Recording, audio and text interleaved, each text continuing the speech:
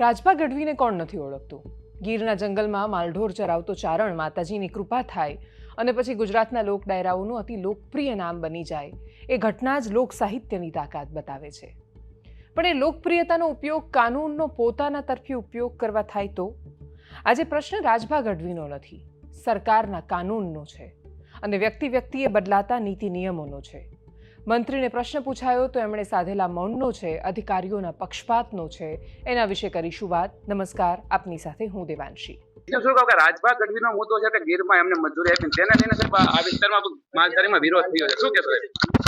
માલધારીના વિરુદ્ધ કે અમને પણ આ બાબતે મજૂરી આપી. અર્જુન મોઢવાડિયાએ મૌન કેમ સાધ્યું એ સમજતા પહેલા સમજીએ કે આખો વિવાદ શું છે. ધારી ગીર પૂર્વ ડિવિઝન હેઠળ આવતા એના હેઠળ આવતી પાણિયા રેન્જ અને એમાં આવતા લીલા પાણી નેસ, એમાં રાજભા ગઢવીના પિતાના નામે વર્ષ 2023માં માલધારી તરીકેની અરજી કરવામાં આવી હતી.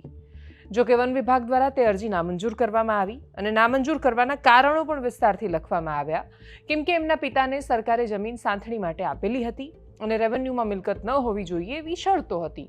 જો એ ન હોય મિલકત તો જ તમને ત્યાં માલઢોર રાખવાની અને બાકી ઝૂંપડું બાંધવાની પરવાનગી મળે. થોડા દિવસ પહેલાં ગત 22મી તારીખે રાજભા ગઢવીએ ફરી અરજી કરી અને એમણે અરજી કરી, એમના કાકાએ પણ સાથે અરજી કરી, તો એમને માલધારી તરીકે મંજૂરી મળી ગઈ. આ મંજૂરી મળતા જ અન્ય માલધારીઓમાં હવે વિરોધ ઊભો થયો છે. પ્રશ્ન બહુ જ સ્વાભાવિક છે. દેશનું બંધારણ કહે છે કે કાયદો અસમાનતામાં નથી માનતો. આપણે ત્યાં એટલે જ સાંકેતિક રીતે ન્યાયના દેવી નિષ્પક્ષ છે એ દર્શાવવા માટે આંખે પટ્ટી બાંધેલી હોય. અધિકારીઓ માટે કામ દેશના બંધારણ ઘડનારા અને કાયદો બનાવવાવાળા લોકોએ સરળ કરી આપ્યું છે.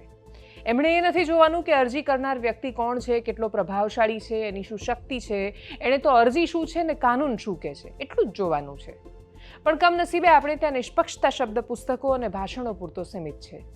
સિંહ આપણું ગૌરવ, પણ એને બચાવવાના નામ પર, જંગલમાં માલધારીઓને વસાવવાના નામ પર આટલી બેવડી નીતિઓ કેમ છે, એનો જવાબ અધિકારીઓએ આપવો રહ્યો. કેમ કે યાદ રાખવું પડે, કાગળ પર થતી શરૂઆતો એ એક રીતની ચેતવણી છે, કેમ કે આગળ જતાં એ પરંપરા બની જાય છે. આજે વસવાટ માટે નિયમો બાજુ પર મુકાય છે, કાલે ડાયરા માટે મુકાશે, પછી માઇનિંગ માટે મુકાશે અને પછી એક દિવસ સર્કસના સિંહ અને ગીરના સિંહમાં જાજો ફરક નહીં બચ્યો હોય. ડાયરાના ડાયલોગમાં જ સિંહનું સિંહત્વ બચે એ પહેલાં ગીરની અસ્મિતા માટે અધિકારીઓ જવાબ આપે. નમસ્કાર. શું કહું કે રાજભા ગઢવીનો મુદ્દો છે કે ગીરમાં એમને મજૂરી આપી, તેને લઈને સાહેબ આ વિસ્તારમાં માલધારીમાં વિરોધ થયો છે. શું કહેશો? માલધારીના વિરુદ્ધ કે અમને પણ આ બાબતે મજૂરી આપી.